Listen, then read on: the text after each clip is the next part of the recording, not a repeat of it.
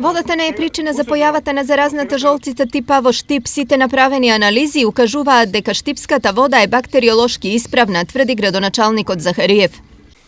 Морам да кажам дека водоводот во општина Штип оваа година функционираше безпрекорно. Имавме континуирано снабдување и да истакнам дека нашата филтрастаница, која не само што филтрира водата, се озонира и хлорира, дава навистина квалитетна вода и според квалитетот таа е после Скопскиот водовод.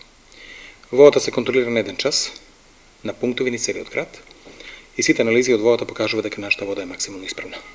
Истовремено, по мој налог, како градоначалник на општина Штип, наложив да се земаат мостри од сите селски водоводи и чешми.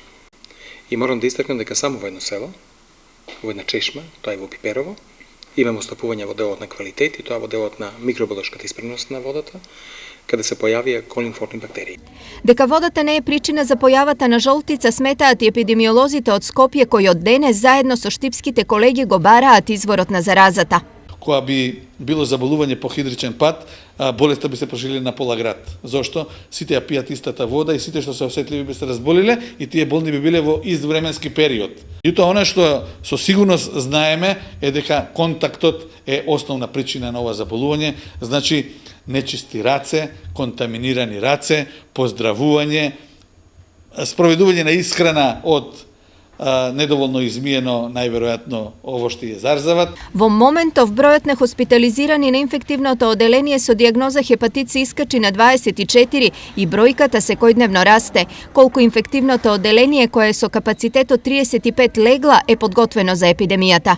Но во услови на епидемија, бројот на постели ќе се зголеми, зашто всушност болницата е спремна со резервни кревети и искористување на простор кој ќе се намени за тие пациенти.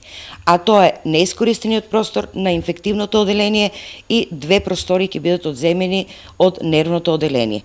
Опасноста од ширење на заразата доправа предстои, зашто за 10 денови почнува учебната година. За ова да се спречи, сите училишта добија посебни препораки од Центарот за јавно здравје за подигање на нивото на хигиена, а сите посети во клиничката болница од денес се забранети. Од повеќе локации се земени мостри, вклучително и од водата од природните чешми, но и од водоводот.